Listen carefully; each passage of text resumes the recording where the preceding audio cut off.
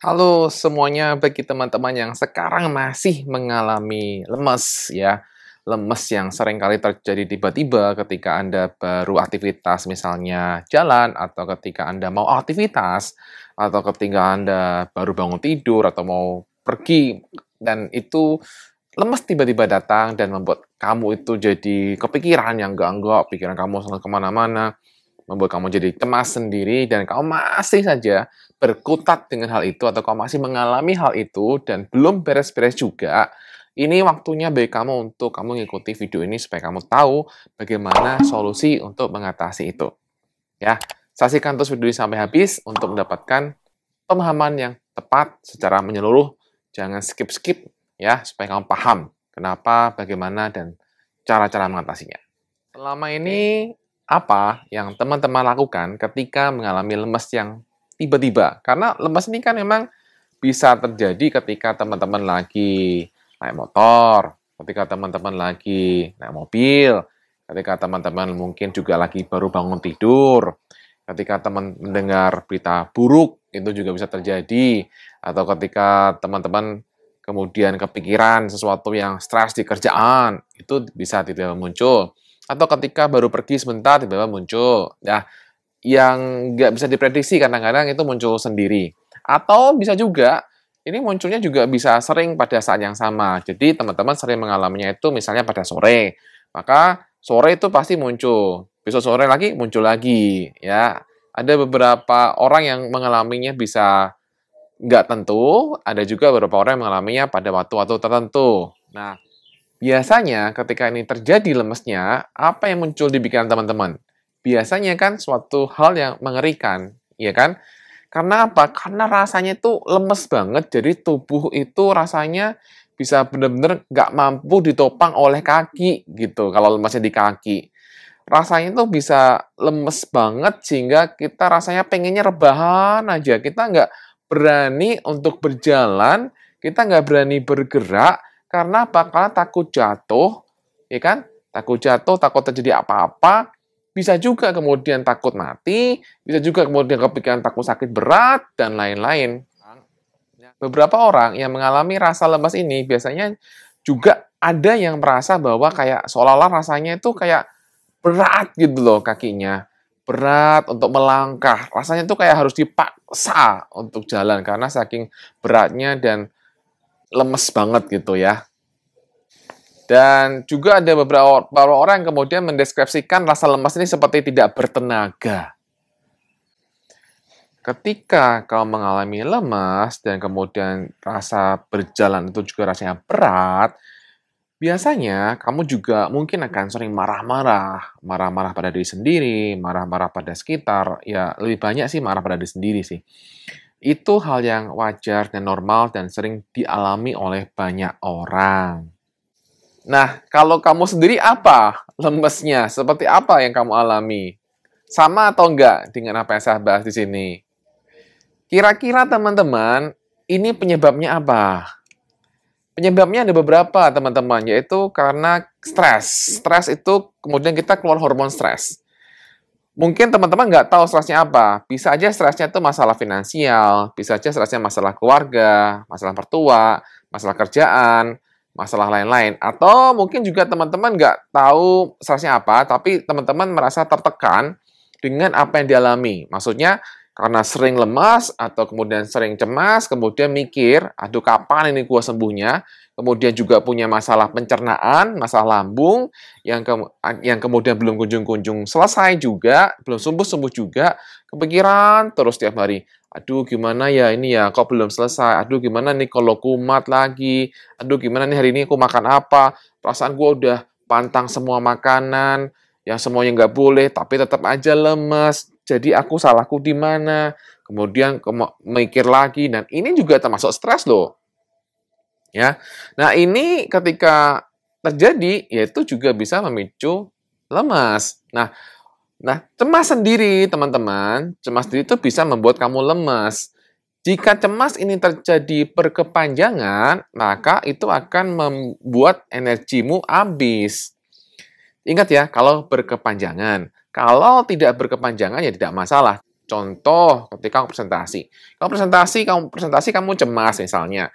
Kemudian setelah selesai presentasi, udah selesai, ya udah nggak cemas lagi karena kejadiannya sudah selesai. Ya udah, itu artinya cemasnya tidak berkepanjangan karena peristiwanya sudah selesai, ya udah normal lagi. Kalau berkepanjangan, peristiwanya sudah selesai, kamu sudah misalnya kemarin pusing, tapi masih dipikirin terus sepanjang hari. Pagi, siang, sore, malam dipikirin terus. Nah, ini yang membuat jadi cemasnya itu berkepanjangan. Karena kamu terus cemas-cemas dan cemas. Mikirin, nanti kalau kumat lagi gimana, nanti kalau nggak sembuh gimana. Nah, itu kan cemas yang berkepanjangan. Cemas yang berkepanjangan ini yang membuat energi kamu juga habis. Itu bisa membuat kamu seperti itu. Nah, kemudian kamu juga bisa karena kamu capek. Capek itu juga bisa membuat kamu jadi lemes. Yang lain adalah karena masalah pencernaan.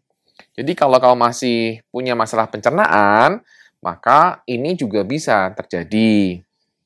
Nah, jadi biasanya orang-orang ketika punya masalahnya pencernaan dan juga masalah anxiety, mereka biasanya akan makan supaya nggak lemes. Ya, mereka akan makan. Begitu lemes, makan. Begitu lemes, makan. Pokoknya setiap kali saya lemes, saya akan makan. Setiap kali saya ada sensasi, saya akan makan. Nggak tahu ini masalahnya itu karena cemasnya yang membuat saya lemes, atau karena asam lambungnya, atau karena masalah pencernaannya yang membuat saya jadi lemes. Pokoknya makan. Memang ketika kamu makan, kamu enakan. Ketika kamu makan, jadinya lebih enak badannya. Karena tadi saya bilang kan, bahwa cemas yang berkepanjangan itu bisa menguras energimu. Jadi, ya wajar ketika kamu makan, ya kamu enakan. Atau juga ketika kamu punya masalah lambung, maka kemudian itu juga bisa lemas. Itu juga wajar. Nah, sekarang pertanyaannya adalah, karena kamu seringnya adalah solusinya adalah makan dan makan, maka banyak orang terjebak dengan makan. Bukan berarti saya menyalahkan nggak boleh makan loh, bukan. Maksudnya gini, kalau kamu akhirnya setiap kali ada rasa nggak nyaman atau lemas di tubuh, kamu makan dan kamu enakan, ini kamu nggak tahu ini sebenarnya sekali lagi masalahnya karena pikiran saya atau karena memang karena lambung saya. Kita udah berulang kali bahas bahwa pikiran pengaruh ke pencernaan. Pencernaan juga pengaruh ke pikiran. Ya. Nah, sekarang kalau misalnya masalah kamu adalah masalah di pikiran, yang kemudian mempengaruhi pencernaanmu, oke ya, dan pencernaanmu itu kemudian membuat kamu jadi lemas, maka ketika kamu sering makan, ya enakan, betul, betul, tapi kamu tidak menyelesaikan akarnya. Begitu kamu tidak menyelesaikan akarnya, ya kamu akan terus lemas dan lemas. Nah, kamu mengejar supaya nggak ada sensasi, supaya nggak ada rasa sensasi lemes. Yang terjadi, kamu akhirnya sering makan. Atau kamu akhirnya makan sering untuk menghindari sensasi. Pokoknya ada rasa nggak nyaman, makan. Enak, yaudah, santai. Nanti, aduh, kok enak lagi? Makan lagi. Nah, ini yang sering terjadi pada beberapa orang.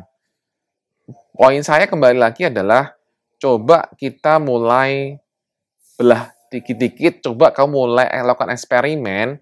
Kalau kamu nggak makan, dan kemudian kamu mulai perbaiki pikiranmu, apakah kira-kira sudah ada perubahan nggak? Jadi bisa aja masalah di pikiran. Pikirannya kamu beresin, cemasnya kamu beresin, kamu tenang, kamu nggak terlalu gerasa rusuh, kamu bisa mulai belajar untuk lebih tenang, maka lambungmu juga akan lebih baik.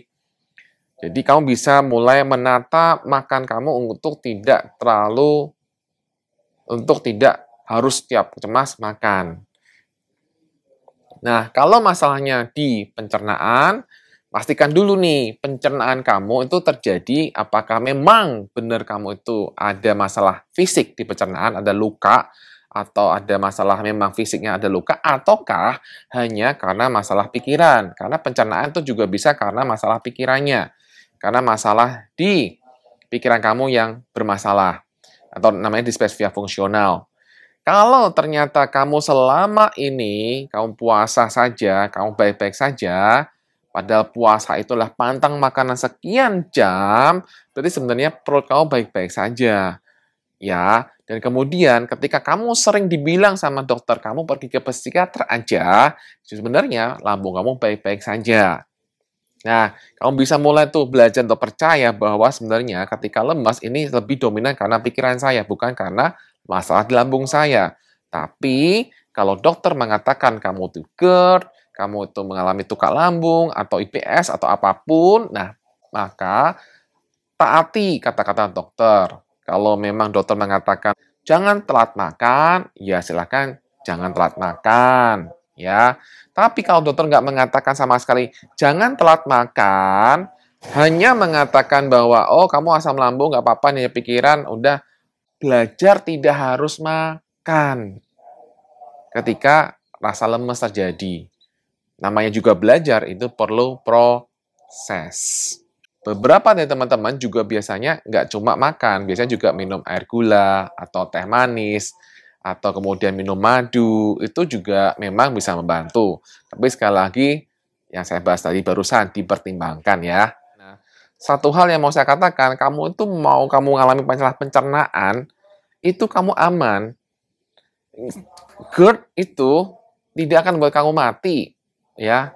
Itu sudah sering dikatakan, tapi di luar sana memang banyak orang yang mengatakan GERD bisa buat mati, asam lambung mati, padahal nggak ada hubungannya. Udah jangan dipegang lagi kalimat-kalimat itu, jangan dipegang lagi kata-kata itu. Percaya aja bahwa asam lambung itu cepat pulih dan kamu aman. Ya, jangan terus dimusuhin asam lambungnya, masa pencernaannya, aduh udahlah. Dan juga saya mau garis bawahi bahwa tidak semua kecemasan akan selalu berhubungan dengan lambung. Jadi kalau kamu sekarang hari ini mengalami lemas dan kamu cemas, tapi kamu nggak punya masalah lambung, ya udah, nggak usah disama-samain harus saya punya lambung, saya punya masalah pencernaan, saya harus punya masalah gangguan lambung, nggak apa-apa itu normal. Jadi mari belajar untuk tidak selalu salahkan lambung. Lambung memang perlu kita perbaiki secara simultan, tapi kita juga perlu jangan terus salahkan semuanya ke lambung. Mari kita bekerja secara paralel, mari kita bekerja secara bersama-sama. Jadi mari teman-teman belajar masalah kamu lebih dominan memang masalah fisik di pencernaan ataukah memang masalahnya di pikiran. Itu belajar dulu. Kamu belajar mempelajari diri kamu sendiri. Dan gitu kamu akan jauh lebih bisa tahu, oh aku harus fokus di mana. Kalau kamu nggak tahu fokus di mana, sediakan waktu untuk mempelajari diri kamu. Sambil kalau sediakan waktu, kamu bisa ya bareng-bareng lah, nggak usah satu-satu, bareng-bareng aja langsung beresin lambung dan beresin pikiran. Beresin lambung, kalau dokter mengatakan bahwa kamu memang masalah fisik, ya udah percaya sama dokter, ya ikuti kata dokter. Dan kemudian kamu jaga pikiran kamu, bisa cepat sembuh. Nah, biasanya yang menjadi masalah adalah pikiran-pikiran negatif yang seringkali mengganggu. Nah, bagaimana cara mengatasi pikiran-pikiran negatif? Cara mengatasi pikiran negatif ini sudah saya banyak bahas di sini. Kamu tinggal klik di sini. Ini ada playlist nih. Playlist di sini cara mengatasi pikiran negatif. Kamu hanya perlu untuk praktek. Udah banyak kalau saya bahas, ada banyak di sini. Kamu tinggal praktek dan praktek. Nah, untuk kamu yang memiliki gangguan kecemasan, karena gangguan kecemasan juga bukan hanya sekedar masalah lemes saja, banyak banget, maka kamu bisa gunakan buku Bye-Bye Cemas. Buku Bye-Bye Cemas ini sudah banyak testimoninya. Lihat di sini.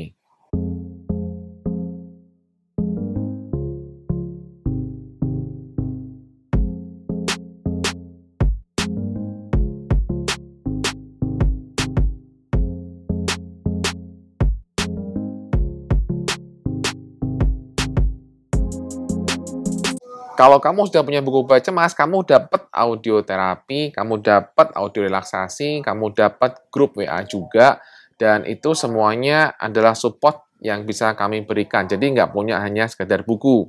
Ada supportnya di lain itu.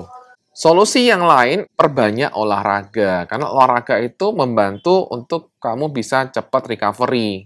Pelan-pelan, tipis-tipis dulu aja. Tipis-tipis olahraga. Nanti ketika kamu benar-benar bisa mulai membuat diri kamu untuk olahraga, kamu akan jauh lebih enakan. Karena olahraga itu juga penghilang stres. Olahraga itu penghilang stres secara alamiah. Yang kamu pikirin selama ini juga bisa hormon-hormon di dalam tubuh, hormon stres itu bisa rilis dengan alamiah. Jadi sangat disarankan untuk olahraga. Nah, demikian dari saya. Semoga apa yang saya bahas bisa bermanfaat bagi teman-teman semuanya. Dan juga follow Instagram saya, Jimika Santosa, untuk teman-teman bisa tahu gimana cara-cara tips praktis ya untuk mengatasi cemas dan juga masalah-masalah kesehatan mental lainnya. Demikian dari saya. Semoga teman-teman semakin baik. Salam bye-bye cemas. Salam sehat. Salam kaya raya.